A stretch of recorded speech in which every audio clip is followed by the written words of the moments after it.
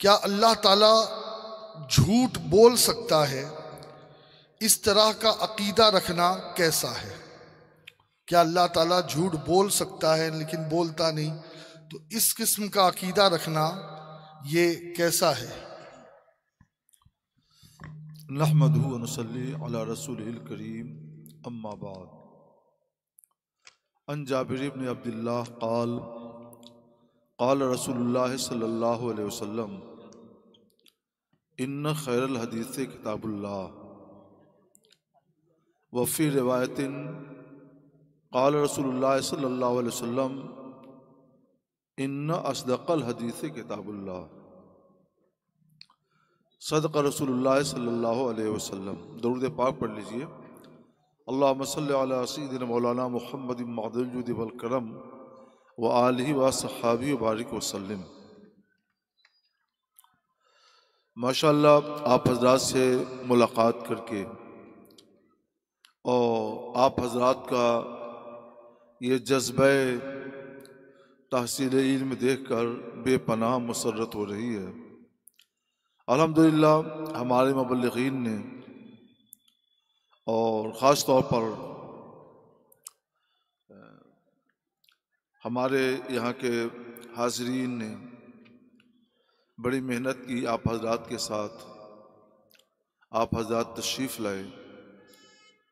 अल्लाह आपको जज़ाए खैर अता फरमाए। सही मुस्लिम शरीफ की हदीस है, जाबिर बिन अब्दुल्लाह रज़ी अल्लाह तआला अन्हु से रिवायत है कि अल्लाह के रसूल सल्लल्लाहु अलैहि वसल्लम ने इरशाद फरमाया कि सबसे अच्छी बात अल्लाह का कलाम है। जो बात सबसे अच्छी होगी वो सबसे सच्ची भी होगी। चुनाचे दूसरी रिवायत में सरकार ने फरमाया इन्ना अस्दक़ल हदीस किताबुल्लाह, सबसे सच्ची बात अल्लाह की किताब है। किताबुल्लाह क्या है? अल्लाह का कलाम है। ये सबसे अच्छी बात है और सबसे सच्ची बात है। सच्ची बात कई दर्जे की होती है। रसूल की बात भी सच्ची है, अल्हम्दुलिल्लाह। खबर मुतवातिर ये भी सच्ची है। लेकिन जो सबसे सच्ची बात है वो किताबुल्लाह है, वो अल्लाह का कलाम है। और ये सबसे सच्ची बात उसी वक्त हो सकती है जबकि उसके अंदर किस्ब का, झूठ का कोई इम्कान न पाया जाए। कुरान पाक में बेशुमार जगहों पे अल्लाह अज़्ज़ा वजल के लिए सुब्बूह, कुद्दूस, सुबहान और इससे माखूज व मुश्तक अल्फाज आए हुए हैं। आप नमाज पढ़ते हैं तो नमाज में भी कम से कम 3 मरतबा सुबहान रब्बियल अज़ीम और 3 मरतबा सुबहान रब्बियल आला पढ़ना होता है। ज़्यादा से ज़्यादा 7 मरतबा भी पढ़ सकते हैं। और हदीसों में बेशुमार मरतबा अल्लाह अज़्ज़ा वजल के लिए सुबहान का लफ्ज़ आया है। ये सुबहान का मतलब क्या है? सुबूह का मतलब क्या है? तो इमाम नववी शाफी रहमतुल्लाह अलैह, जो अइम्मा हदीस से भी हैं, अइम्मा फ़िक़्ह से भी हैं, अइम्मा लुग़त से भी हैं, वो बयान करते हैं कि सुबहान वो है जो हर ऐब से मुनज़्ज़ह और पाक हो और मुमकिन की हर सिफत से पाक व मुनज़्ज़ह हो। मुमकिन की सिफत क्या है? मुमकिन की सिफत झूठ बोलना भी है, किज़्ब भी है और इम्कान किज़्ब भी है। किज़्ब भी मुमकिन की सिफत है और इम्कान किज़्ब भी मुमकिन की सिफत है। वो फरमाते हैं जो किज़्ब से भी, जो हर तरह के ऐब से भी पाक हो और मुमकिन की हर सिफत से पाक हो, वो सुबहान है। इससे मालूम ये हुआ कि अल्लाह रब्बुल इज़्ज़त जल्ल जलालुहू किस्ब से तो पाक ही है, इम्कान किस्ब से भी पाक है। क्योंकि बंदे के अंदर इम्कान किस्ब पाया जाता है और जो सुबहान है वो बंदे की हर सिफत से मुनज़्ज़ा है, हर सिफत से बालातर है। तो ये साबित हुआ कि अल्लाह तबारक व तआला किस्ब के साथ साथ इम्कान किस्ब से भी पाक हुआ, मुनज़्ज़ा है। चूंकि इस तरह का शुबहा ज़हनों में आ सकता था, इसलिए अल्लाह ताला ने खुद कुरान पाक में बार बार अपने लिए सुबहान का लफ्ज़ और तस्बीह का लफ्ज़ और सुबूह का लफ्ज़ और तस्बीह सुबहान ये अल्फाज इस्तेमाल फरमाए ताकि ज़हनों में अच्छी तरह से रच बस जाए कि वो हस्ती जो किस्ब से भी पाक हो, इम्कान किस्ब से भी पाक हो, जहल से भी पाक हो, इम्कान जहल से भी पाक हो, ऐब से भी पाक हो, इम्कान ऐब से भी पाक हो, वो हस्ती अल्लाह रब्बुल इज्जत जल्ल जलालहू की है। कुरान पाक में है, अल्लाह ताला फरमाता है मन अस्दक़ु मिनल्लाहि क़ीला, अल्लाह से बढ़कर सच्ची बात किसकी, यानी किसी की नहीं। तो अल्लाह तबारक व तआला की शान ये है कि उसकी बात सबसे सच्ची, उसका कौल, उसका कलाम सबसे सच्चा। और सबसे सच्चा का मतलब यही है कि जो लोग झूठ नहीं बोलते मगर झूठ बोल सकते हैं, उनसे भी सच्ची बात इसी की है तो अल्लाह रब्बुल इज्जत जल्ल जलालहू की है। इसलिए अल्लाह तबारक व तआला के लिए न किस्ब है और न इम्कान किस्ब है, ये कुरान से भी साबित है, हदीस से भी साबित है और सारे अरबाब अक्ल व दानिश भी इससे इत्तिफाक रखते हैं। सुभान अल्लाह, माशाअल्लाह, अल्लाह हमें इसी अकीदे पे जिंदा रखे। हुजूर, अर्ज़ ये है कि नबी पाक सल्लल्लाहु अलैहि वसल्लम के बारे में ये अकीदा रखना कि अल्लाह की अता से मेरे नबी को गैब का इल्म था, तो क्या ऐसा अकीदा रखने से कोई मुशरिक हो जाता है? नहीं, ये तुहमत है, इल्ज़ाम है। अल्लाह तबारक व तआला आलिमुल गैब है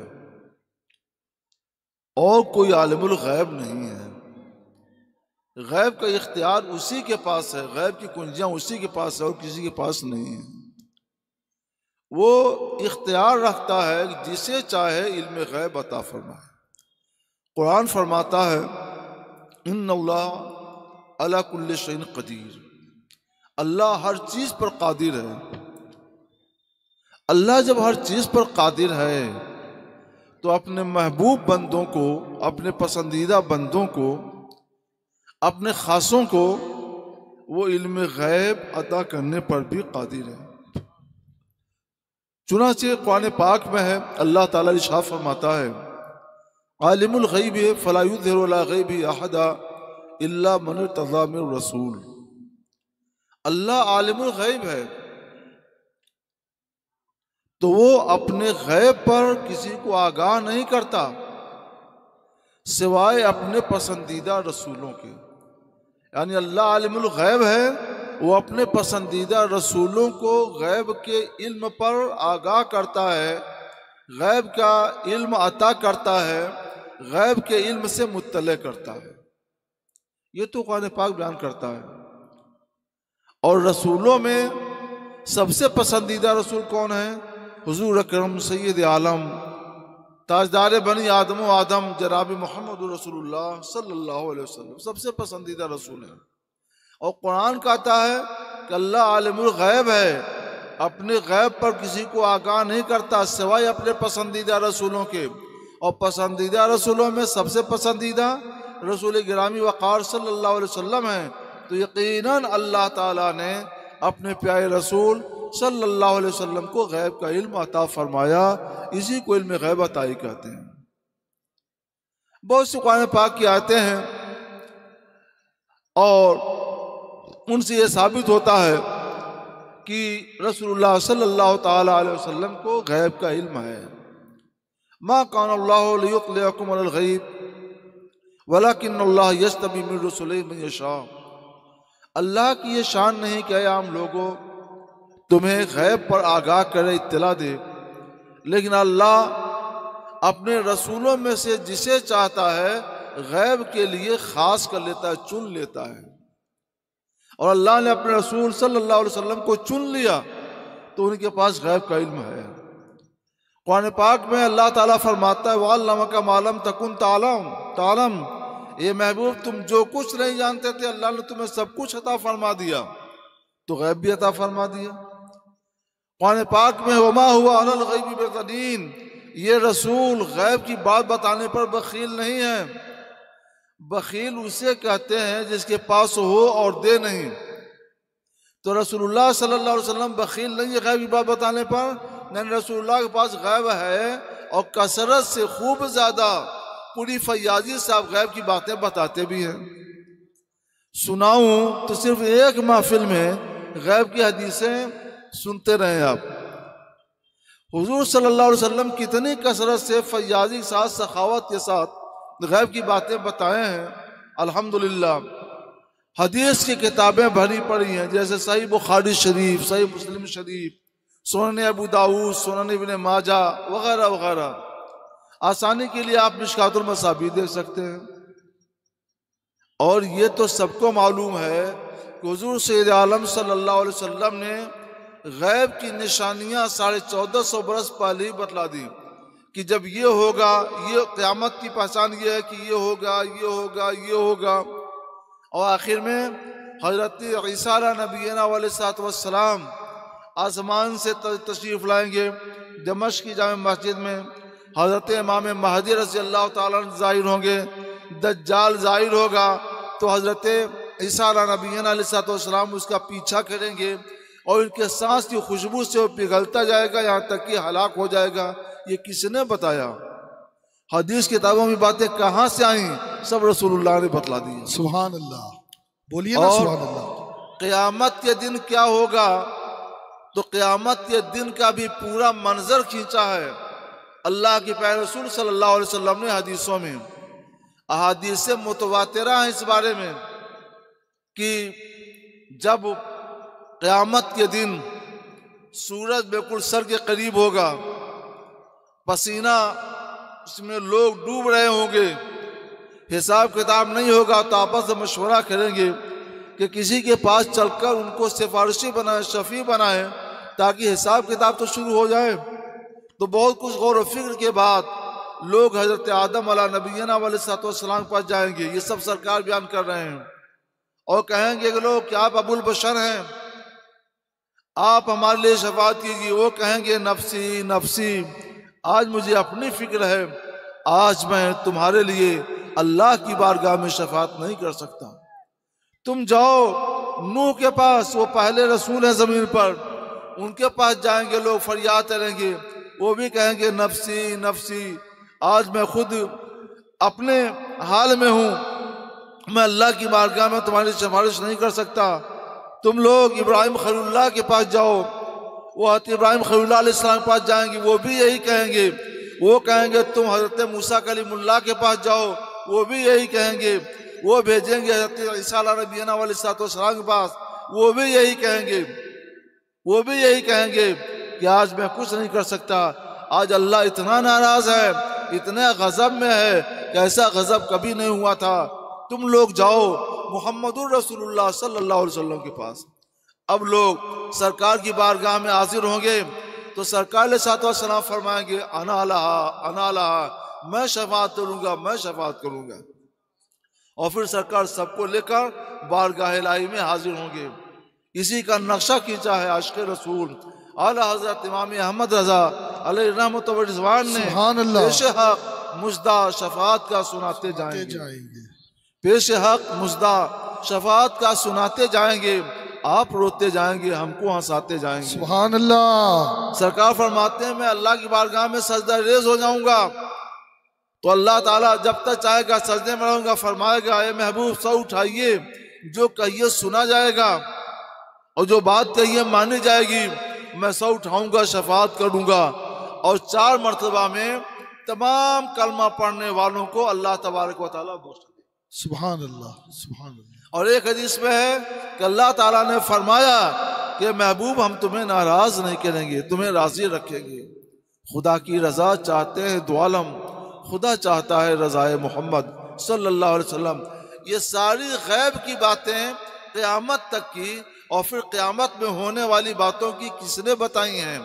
हमारे और आपके हुजूर जान नूर जनाबी मोहम्मद रसूलुल्लाह सल्लल्लाहु अलैहि वसल्लम ने बताई हैं। ये हदीसें मुतवातिरुल माना है, बुखारी शरीफ में भी है, मुस्लिम शरीफ में भी हैं। इसलिए साबित है कि हमारे हुजूर सल्लल्लाहु अलैहि वसल्लम गैबदा नबी हैं। अल्लाह ने आपको गैबत का इल्म अता फरमाया। रसूलुल्लाह के पास इल्म गैब कसीर है और आप बताते भी कसीर हैं। गैब की बातें बताने पर आप बखील नहीं हैं।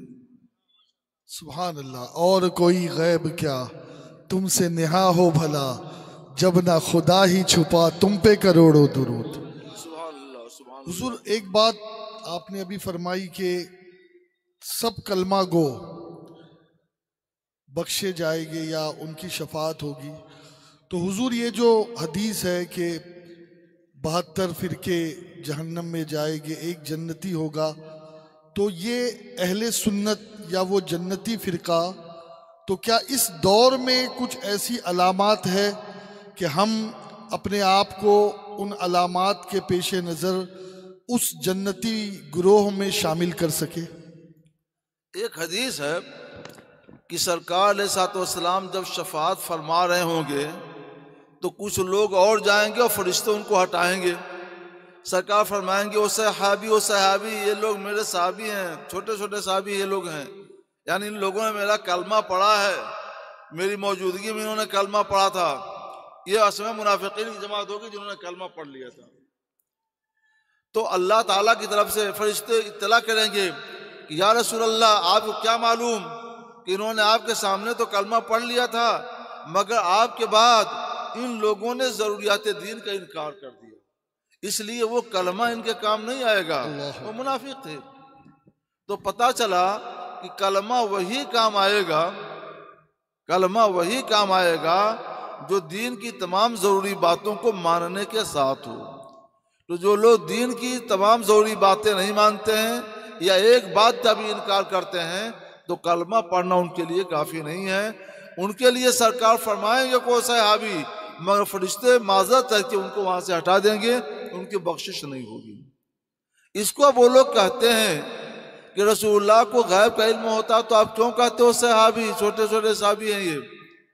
तो हम कहते हैं कि सरकार ने 1450 वर्ष पहले ही बता दिया कि ये होगा, ये गैब नहीं है तो क्या है? गैब ही तो है कि क़यामत में ये सब कुछ होगा। अरे ये हुजूर की रहमत है, बचाने की कोशिश करेंगे, लेकिन कलमा पढ़कर कोई रसूल को न माने तो रसूल कैसे बचाएंगे? तो ये उनके लिए कलमा पढ़ना जो कलमा पढ़कर रसूल को माने, रसूल की अपने सीने में मोहब्बत रखें, अकीदत रखें, उन्हीं के लिए है। और जिनके सीने में ये नहीं है तो 1000 कलमा पढ़ें, वो इससे अलग होंगे। आला हज़रत अलैहि रहमत व रिज़वान ने इस बारे में पहचान बता दी है, सब कुछ समझा दिया है। वो हमारी निशानी है, वो हमारी पहचान है। उनकी किताबें आप लोग पढ़िए, इंशाअल्लाह हमारे मुबल्लिगीन आपको बताएंगे, सब कुछ मालूम हो जाएगा। आला हज़रत ने हमारी कैसी पहचान बताई है? बहुत पहले की बात है, एक मरतबा मैं मुस्लिम यूनिवर्सिटी अलीगढ़ के कनेली हाल में मौजूद था। जश्न फजीलत सरकार पर गुफ्तगू करनी थी। 4 लोग या 5 लोग मौजूद थे, मुझसे पहले सब बोल चुके, सबका नाम और अलकाब और ओहदा सब इनाम सर ने बयान किया। और जब मेरी बारी आई तो न उसने नाम लिया, न ओहदा बताया, न कोई लक़ब बताया। सिर्फ एक बात कहकर वो बैठ गया मुख्तसर में कि अब मैं ऐसे शख्स को बुला रहा हूँ जिनकी जमात का नारा है, जान है इश्क़ मुस्तफ़ा, सुभान अल्लाह, करे खुदा जिसको हो दर्द का मजा नाज़े दवा उठाए। सुभान अल्लाह, सुभान अल्लाह। तो हम लोग वो हैं अल्हम्दुलिल्लाह, जिनके अंदर ये पहचान पाई जाए वही कलमा पढ़ने वाले मुराद हैं। जज़ाकल्लाह, जज़ाकल्लाह। हुजूर, एक शख्स ये कहता है कि हुजूर गौस पाक की नियाज का खाना खिंजीर यानी सूअर के खाने की तरह हराम है, तो ये हजरत कहाँ तक दुरुस्त है? कोई बेअदबी पर ही उतर आए और गुस्ताखी ही अपनी सिरिश्त बना ले, तो उसका जवाब या इलाज हमारे पास क्या है? हम तो बस ये कहेंगे कि जिन चीज़ों को अल्लाह ने हलाल करार दे दिया है, उन्हें तुम हलाल हराम कहने वाले कौन हो? अल्लाह ने तमाम पाकीज़ा खानों को हलाल कर दिया है और बिलाशुबा पाकीज़ा है, तय्यब है, अतयब है। तो किसी के नज़दीक उसकी हैसियत वो है तो अपनी महरूमी पर अफसोस करे। वो खाना हलाल है, तबर्रुक है, पाक है, पाकीज़ा है। सुभान अल्लाह। हुजूर, ये जो नशा हराम है, शराब हराम है, या जो शराब और नशे से बचने का हुक्म है, तो अब कई लोग सिर्फ ये कहते हैं कि भाई नशे से मुराद शराब है, या नशे से मुराद कोकीन, ड्रग्स वगैरह है। तो हुजूर, नशा किसे कहते हैं और किस किस नशे से बचना मुसलमानों के लिए ज़रूरी है? नशा कुछ तो रकीक होता है, सयाल, बहने वाला, लिक्विड, जिसको आम बोलचाल में शराब कहते हैं। और ये शराब भी कई तरह की होती है, उससे भी नशा आता है। और कुछ चीज़ें और भी होती हैं जैसे हीरोइन वगैरह, उनसे भी नशा आता है। लोग उससे अपनी अक्लें और अपनी हस्ती तबाह और बर्बाद कर लेते हैं।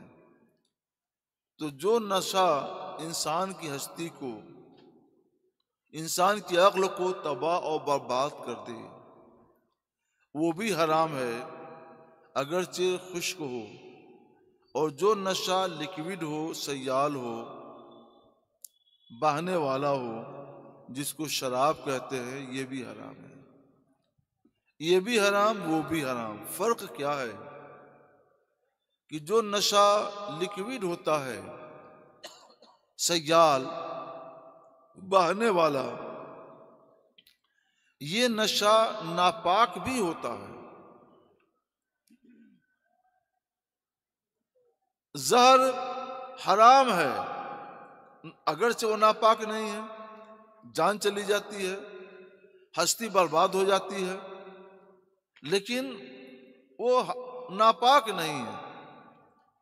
और ये शराब जो है, जो लिक्विड है, सयाल है, ये पेशाब की तरह से, उलमा लिखते हैं कि ये पेशाब की तरह से नापाक है। तो ये हराम भी है और साथ ही साथ नापाक भी है। तो इसको पीना दो वजह से हराम है। एक तो नापाक चीज को पीना है और दूसरे हराम चीज को पीना है। तो दो दो वजह से इसका पीना हराम होता है। इसको क्या करते हैं, कोई भी चीज सड़ाते हैं पानी में डाल करके, और जब खास चंद घंटों के बाद, 10 घंटा, 12 घंटा, 15 घंटा, जो भी उनके यहाँ होता हो, वह रख निकल जाता है, तो उसके अंदर नशा की कैफियत पैदा हो जाती है। हम पानी पीते हैं तो 2-4 घंटे में वही पानी पेशाब बन जाता है और छन करके नीचे जाता है। तो वो नशा तो नहीं लाता, मगर 2-4-5 घंटे में पानी पेशाब बन जाता है। तो वो नापाक होता है, कपड़े में लग जाए तो नापाक, बदन में लग जाए तो नापाक, और उसको पीना हराम। शराब भी इसी तौर पर तैयार की जाती है, इसलिए वो पेशाब की तरह से नापाक है, उसको पीना हराम है। और दूसरी बात यह है कि वो शराब नशा भी लाती है। और रसूल गिरामी वक़ार सल्लल्लाहु अलैहि वसल्लम फरमाते हैं, कुल्लु मा अस्करा कसीरु फ़क़लीलु हराम, जिसका कसीर नशा लाए उसका कलील भी हराम है। लिहाजा शराब हराम है इस वजह से कि वो नशा लाती है और दिमाग को बेकार कर देती है। शराब हराम है इस वजह से कि वो पेशाब की तरह से नापाक है, उसको पीना गोया पेशाब को पीना है। तो इसे पीना दो दो वजह से हराम है। और जो दूसरी चीजें हैं हीरोइन है या इस तरह की और चीज़ें हैं जिनसे अक्ल बर्बाद हो जाती है, शख्सियत इंसान की हस्ती तबाह बर्बाद हो जाती है, वो भी खाना हराम है, मगर सिर्फ एक वजह से। ये फ़र्क है। लिहाजा जो खुश्क चीज़ें हैं अगरचे अपनी ज़ात में पाक हों, लेकिन आदमी की हस्ती को तबाह करती हैं, अक्ल को तबाह करती हैं, तो उनका इस्तेमाल करना भी हराम और गुनाह है। और जो चीज़ें लिक्विड हैं उनको पीना भी हराम और गुनाह है। इनका पीना दो वजह से हराम और गुनाह है, लिहाजा इनसे भी बचिए और उनसे भी बचिए। जज़ाकल्लाह हुजूर। हुजूर अर्ज़ ये है कि कुछ लोग हराम कारोबार करते हैं, यानी सूद का कारोबार है या जुए के जो है शौकीन है। अब उससे जो कमाई होती है तो वो उस कमाई को मस्जिद बनाने में, मदरसा बनाने में या मिलाद की महफिल में या किसी नेक काम में क्या सवाब की नीयत से वो दे सकते हैं? क्या उनका ऐसा अमल दुरुस्त है? सूद में रुपया हासिल करना, मसलन किसी को कर्ज देना और उससे सूद लेना, यह हराम और गुनाह है।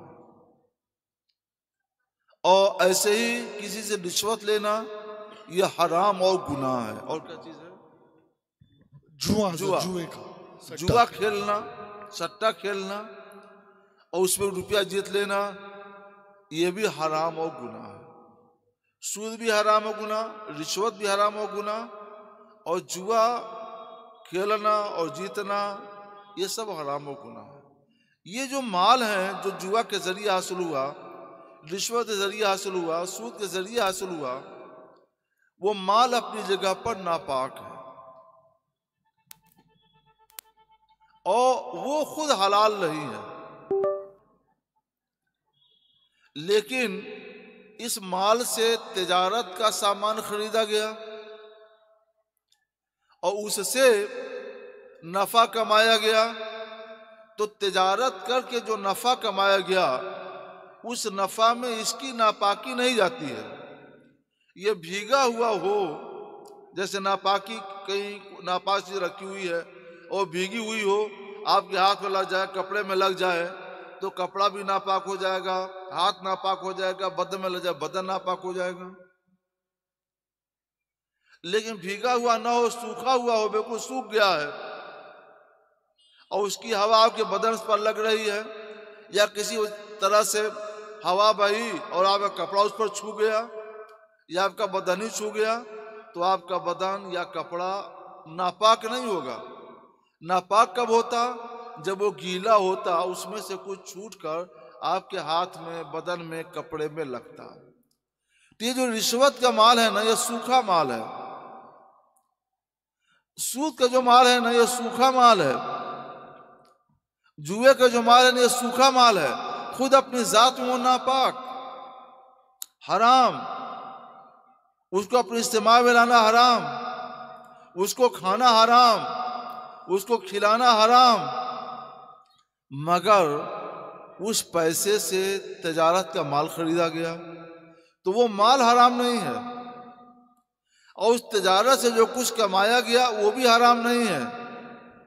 तो अगर कोई उस माल में से चंदा देता है, मस्जिद को, मदरसा को, मुबल्लिग को या वो किसी नेक काम में खर्च करता है, तो उसे ले सकते हैं, उसको लेना जायज़।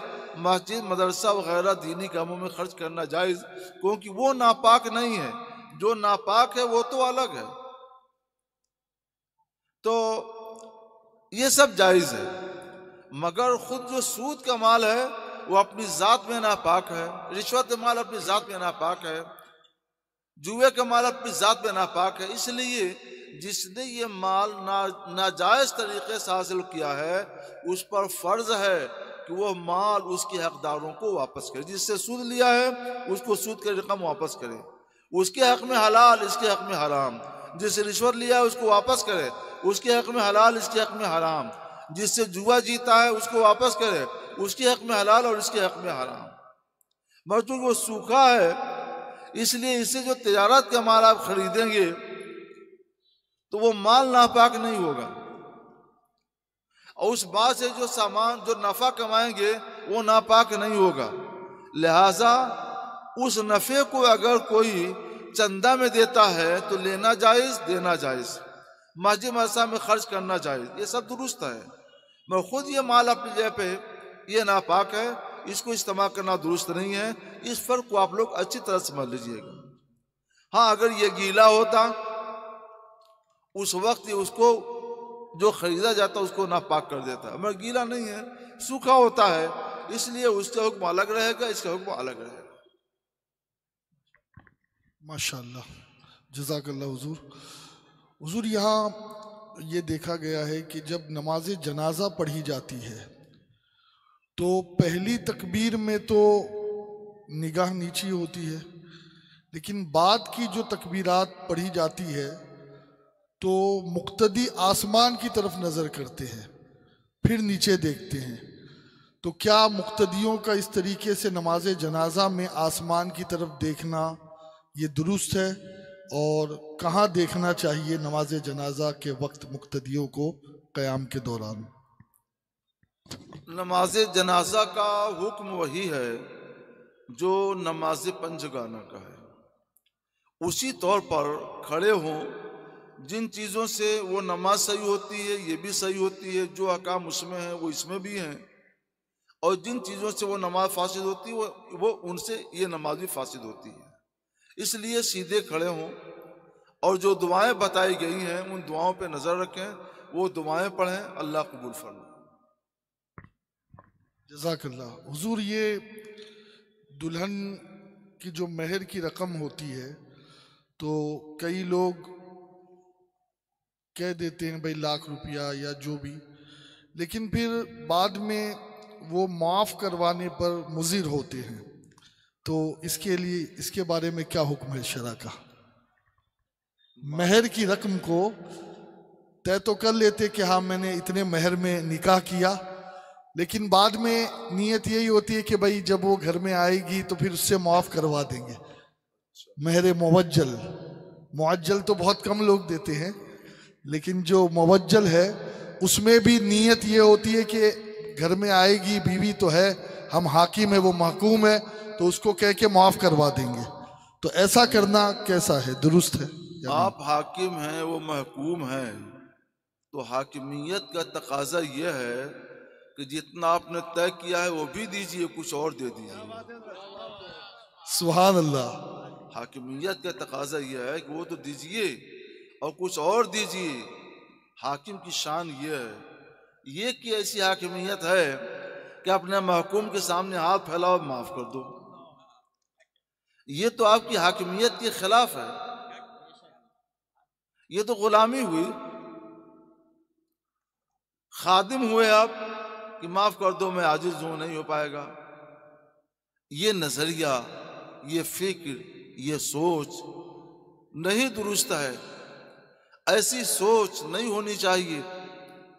इस्लाम ने जब महर का हुक्म दिया है तो और आपने महर मुकर्रर किया है तो उनको पूरा महर मुकर्रर दीजिए, और हाकिमियत के तकाजा यह है कि पूरा महर जितना भी होता है वो पूरा का पूरा महर भी दीजिए और उससे ज्यादा भी अदा कीजिए। एक तो लोग उधार रखते हैं, उधार नहीं रखना चाहिए। हुजूर सल्लल्लाहु अलैहि वसल्लम के ज़माने में माल उधार नहीं रखा जाता था, नकद दे दिया जाता था।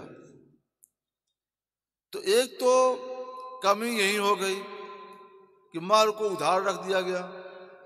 हुजूर सल्लल्लाहु अलैहि वसल्लम के ज़माने में माल आम तौर पे चांदी मुकर्रर की जाती थी। मारे फातिमी जो मशहूर है, देखिए हजरत मौला कायनात अली मुर्तज़ा रज़ी अल्लाह ताला माली हैसियत से गरीब थे, इल्म की हैसियत से बहुत आली, ताकत की हैसियत से बहुत आली, बहुत ही बड़ी शान, शाह मर्दां शेर यज़दां कुव्वते परवरदिगार थे वो, लेकिन माली हैसियत कमजोर थी। उनका मार जो है सैयदा फातिमा के अहद के वक्त मुकर्रर हुआ था वो क्या था? 1 किलो 800 66 ग्राम और 240 मिलीग्राम चांदी मुकर्रर हुआ था मार। सोचिए कितना होता है। सब अदा कर दिया गया, सब अदा कर दिया गया, उधार नहीं रखा गया। और आमतौर पे आदे रिसालत में 400 दिरहम माल मुकर्रर होता था। 400 दिरहम का मतलब अंग्रेजी रुपये से 112 रुपये भर। 1 रुपया 11 ग्राम 664 मिलीग्राम का होता है। तो आप लोग मोबाइल पर जोड़ लीजिए कितना होता है। ये सब नकद होता था। आप एक तो माल रुपए मुकर्रर करते हैं जिसकी मालियत रोज बरोज घटती जाती है, और दूसरे जब देने का वक्त आता है तो हाथ फैला देते हैं कि माफ कर दो। ये तरीका बहुत ही नाजेबा है। अवलन तो आप कोशिश कीजिए कि माल नकद दीजिए, कोशिश कीजिए कि माल चांदी में हो कि अगर उधार भी हो तो लेट होता जाएगा तो चांदी का दाम बढ़ता जाएगा तो बेचारी का नुकसान नहीं होगा। और इस तरीके से उसकी जिंदगी के लिए भी कुछ रहेगा।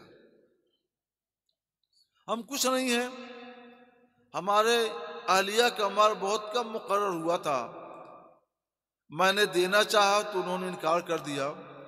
तो मैं समझ गया कि थोड़े से माल का इनकार ही होना चाहिए।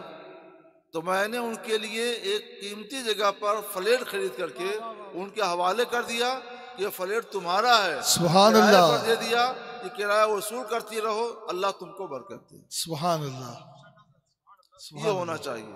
माशाअल्लाह, मैं भी शौहर हूँ, सुभान अल्लाह, जो मैंने किया है वो मैं बतला रहा हूँ कि मैंने ये किया है। माशाअल्लाह, सुभान अल्लाह। हुजूर, ये महर के बारे में आपने जिक्र किया, कम से कम कितनी महर जो है वो होनी चाहिए शरा में? और इसके साथ साथ एक सवाल और कि जो निकाह ख्वाह हैं उनको कम से कम कितना नजर पेश करना चाहिए? अभी तो लोगों को मालूम ही नहीं है कम से कम माल कितना होना चाहिए, तब यह हालत है। और मालूम हो जाएगा तब तो बहुत खराब हाल होगा। मसला आ गया है तो मैं बतला देता हूँ, लेकिन ये जानने के लिए, कुछ काम जानने के लिए होते हैं और कुछ अमल करने के लिए। ये सिर्फ जानने की हद तक समझिए। जानने के लिए तकरीबन 33 ग्राम चांदी, जिसका 2-2.5 रुपये इस वक्त होता होगा। हमने जोड़ा नहीं है लेकिन जोड़ लेंगे आप लोग। हाँ, 33 ग्राम चांदी का 2,500 के आसपास ये होता होगा। मगर ये अमल करने के लिए नहीं है। अमल करने के लिए है तो महर फातिमी, खातून जन्नत सैयदा फातिमा ज़हरा रज़ियल्लाहु ताला अन्हा का जो माल मुकर्रर हुआ था वो माल मुकर्रर कीजिए, चांदी मुकर्रर कीजिए और नकद अदा कीजिए। हुजूर, निकाह ख्वाह को कम से कम कितना पेश करना चाहिए? वो बेचारे काजी साहब 2-2 घंटे इंतजार करते हैं, 3-3 घंटे बिठाए रखते हैं उनको, जमात छोड़ के आ जाते हैं। सब काम तो वही करते हैं।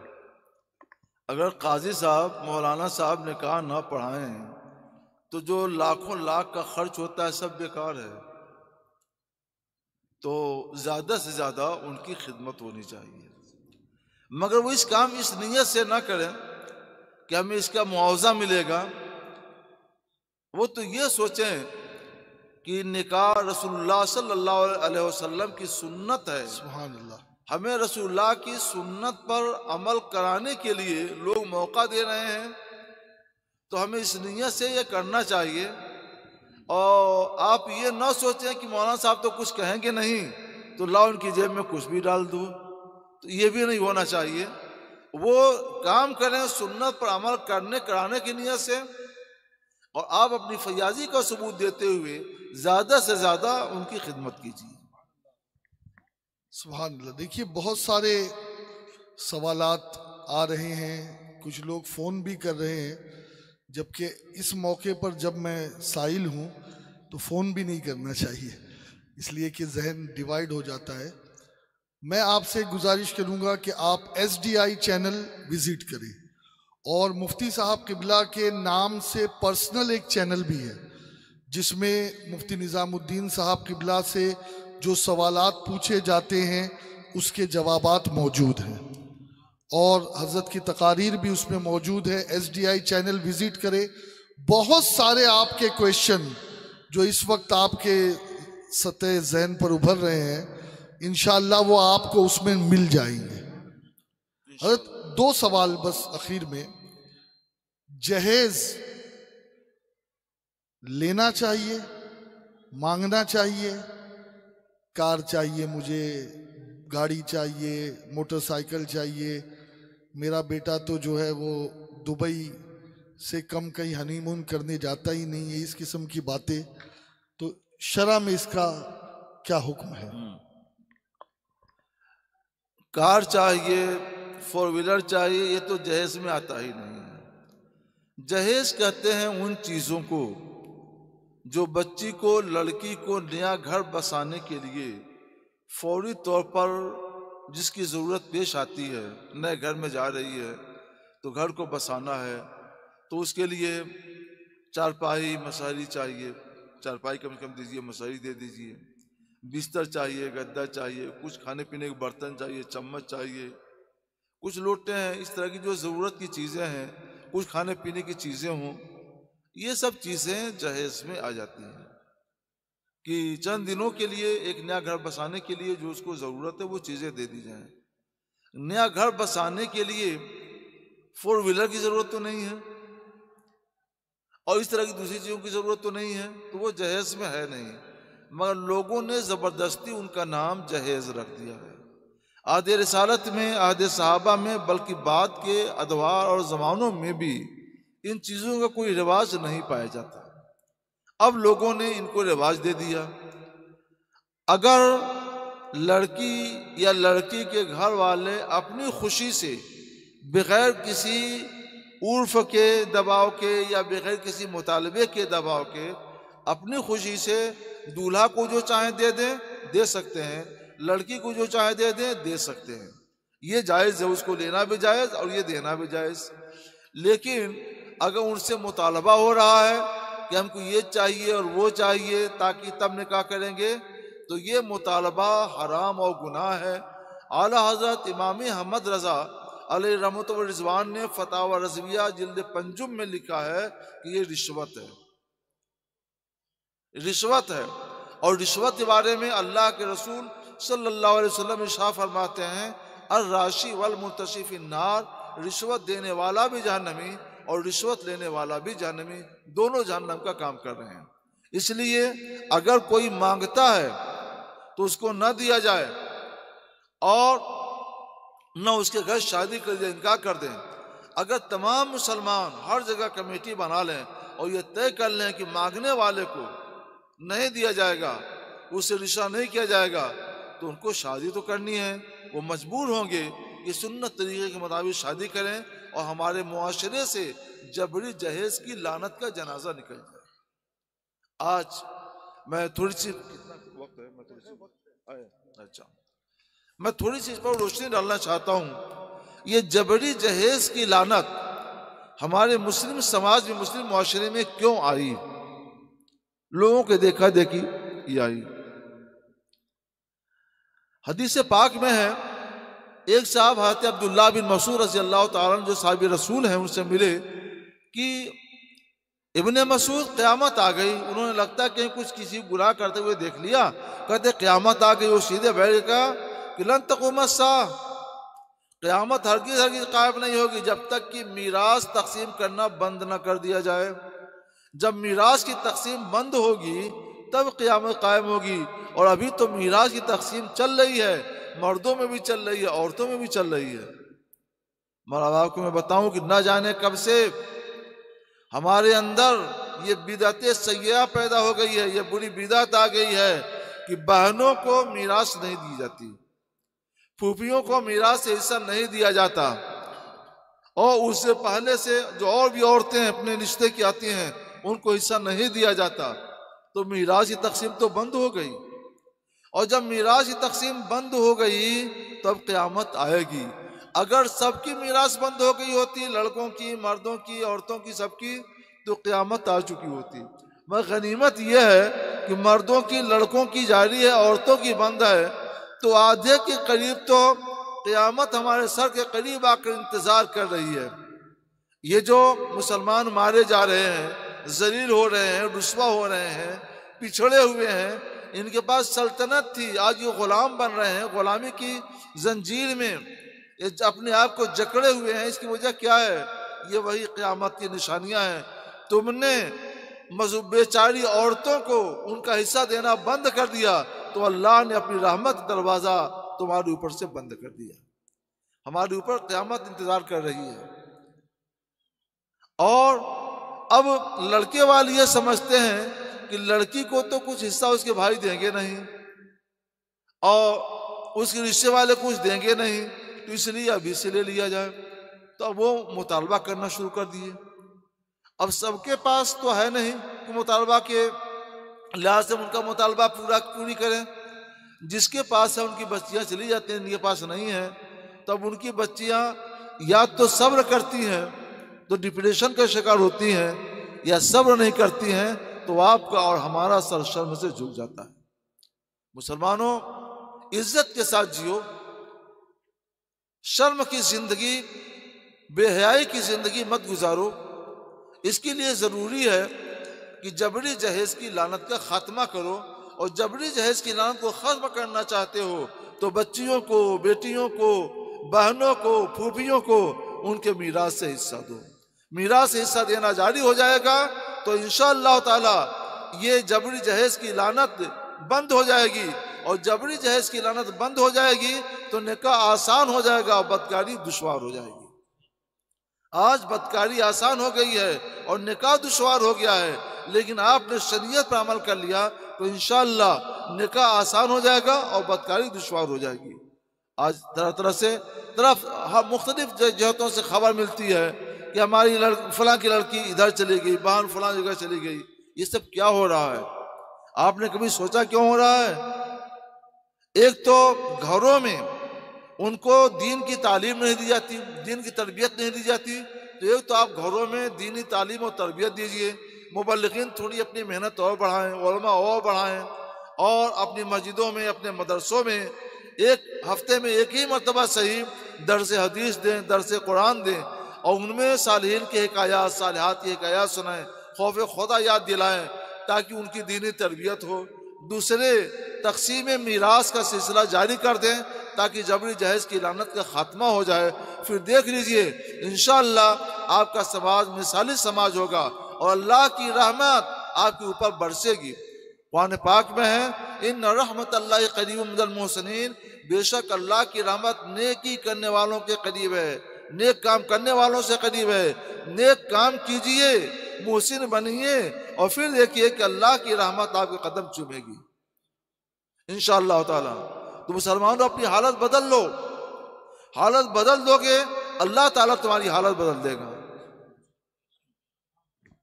सुभान अल्लाह। हुजूर, बस आखिर में चलते चलते एक सवाल, अजान बिल्कुल सर पर है, और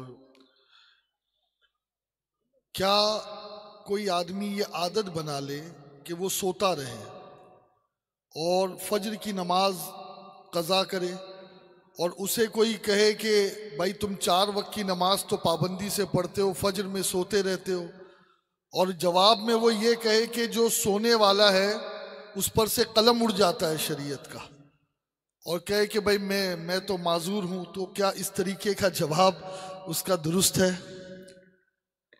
आजकल जो लोग सोए रह जाते हैं, ऐसे सोने वालों से शरीयत का कलम नहीं उठता है।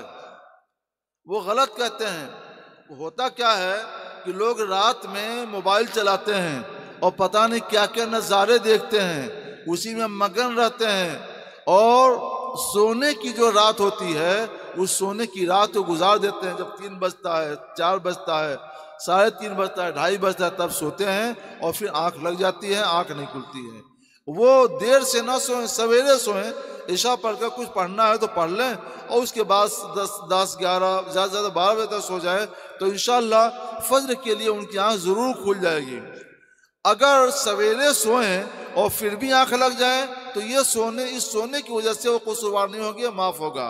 लेकिन ऐसा नहीं होता है। रात में मोबाइल देखते हैं और बिला वजह के कामों में अपना वक्त ज़ाया करते हैं, और जब सुबह होने करीब होता है तब सोते हैं और इस तरह से अपनी नमाज बर्बाद करते हैं।